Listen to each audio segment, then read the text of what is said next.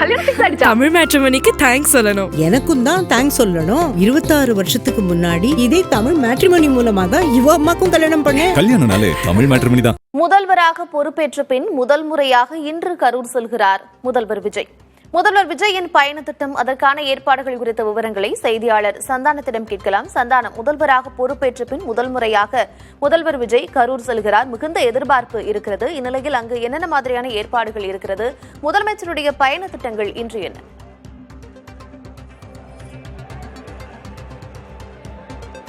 கார்த்திகா, தமிழக வெற்றி கழகத்தின் தலைவரும் தமிழக முதலமைச்சருமான விஜய் இன்று கரூர் வருகிறார்.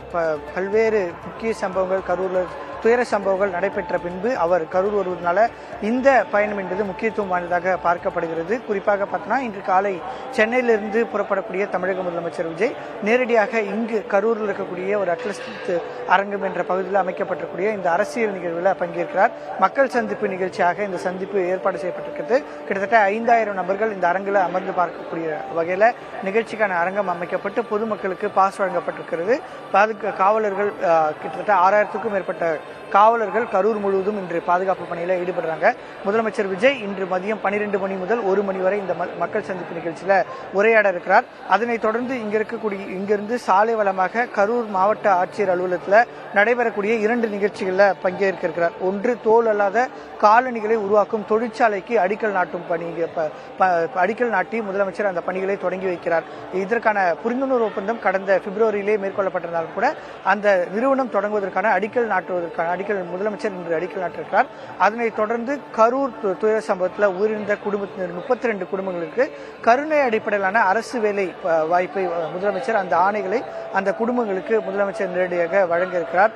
கரூர் துயர சம்பவத்திற்கு பிறகு கரூருக்கு முதலமைச்சர் விஜய் வராமல் அந்த பாதிக்கப்பட்ட குடும்பங்களை சென்னையிலே அழைத்து பேசியிருந்தார். நிச்சயமாக கரூரில் வந்து உங்களை சந்திப்பேன் என்று அப்போதே அவர்களுக்கு வாக்குறுதியாக அவர் தெரிவித்திருந்த நிலையில் இன்று கரூர் வரக்கூடிய முதலமைச்சர் விஜய் இந்த அரசியல் சந்திப்பு நிகழ்ச்சி நடைபெற்ற பின்பு அந்த கரூர் துயர சம்பவத்தில் உயிர்ந்த குடும்பத்தினரை சந்திக்க இருக்கிறார். அவருடன் உரையாடிய பின்பு அந்த குடும்பத்தை சார்ந்த 32 குடும்பங்களுக்கு அரசு வேலைக்கான அந்த ஆணைகளையும் முதலமைச்சர் வழங்க இருக்கிறார். முதல் முறையாக கரூர்ல வந்து இந்த அரசியல் சந்திப்பில் முதலமைச்சர் பேசுவதற்கு காரணமாக முக்கியத்துவம் வாய்ந்ததாகவும் பார்க்கப்படுகிறது. கார்த்திகா, ஏற்கனவே முதலமைச்சர் விஜய் சொன்ன மாதிரி கண்டிப்பாக நான் கரூர் வருவேன் அப்படின்னு சொன்ன போல தற்பொழுது இன்று அவர் கரூர் செல்ல இருக்கிறார். கரூரில் இருக்கக்கூடிய மக்களுடைய மனநிலை எப்படி இருக்கிறது? அந்த 41 குடும்பங்களுடைய மனநிலை எப்படி இருக்கிறது?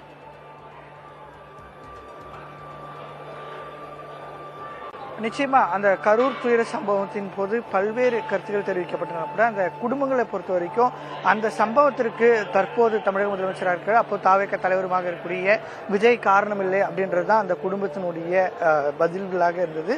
சென்னையில் அவர் அழைத்து சந்தித்து வெளியில விமர்சனம் இருந்தால் கூட அந்த குடும்பத்தினரை பொறுத்தவரை அவர் எங்களுடன் நேரடியாக பேசினார். பேசும்போது தன்னால் ஏன் கரூருக்கு வர முடியவில்லை என்று விளக்கம் அளித்தார். அதனை நாங்கள் ஏற்றுக்கொண்டுதான் சென்னை வந்தோம் அப்படின்றதுதான் அவங்களாம் அந்த குடும்பத்தினர் அப்போது தெரிவித்திருந்தாங்க. இன்று அவர் கரூருக்கு மீண்டும் வருகிறார். கரூர் மக்கள் சந்திப்பு முடித்தோடனே அந்த குடும்பத்தினரை நேரடியாக சந்தித்து பேசுகிறார். ஏற்கனவே தாவேகா தரப்புல 20 லட்சம் ரூபாயும், அதே போன்று தற்போது நிதியமைச்சராக இருக்கக்கூடிய மரிய வில்சன் அவர் வந்து மாதந்தோறும் அந்த குடும்பத்தினருக்கு வங்கி கணக்கில் 5000 ரூபாய் அவர் வழங்கி வருகிறார். தொடர்ந்து தற்போது இந்த மாதம் கூட அவர் தரப்பிலிருந்து 5000 ரூபாய் வழங்கப்பட்டு வருவதாக தெரிகிறது.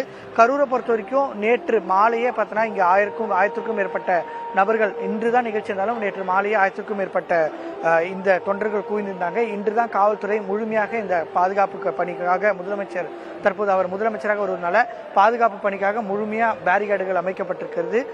நிகழ்ச்சியில பங்கேற்க வரக்கூடிய அனைவருக்குமே பாஸ் வழங்கப்பட்டிருக்கிறது. பாஸ் வரக்கூடிய நபர்கள் மட்டும்தான் உள்ளே வருவார்கள். இருப்பினும் கூட அவருடைய சாலை வளத்தில் செல்லும் போது அவருக்கான உற்சாகமான வரவேற்பு வழங்குவதற்கான வாய்ப்பு இருப்பதாக தெரிகிறது. அதே போன்று தற்போது MR விஜயபாஸ்கர் அதிமுகவிலிருந்து தன்னுடைய சட்டமன்ற உறுப்பினர் பதவி ராஜினாமா செய்து தாவேக்கால இணைந்திருக்கிறார்.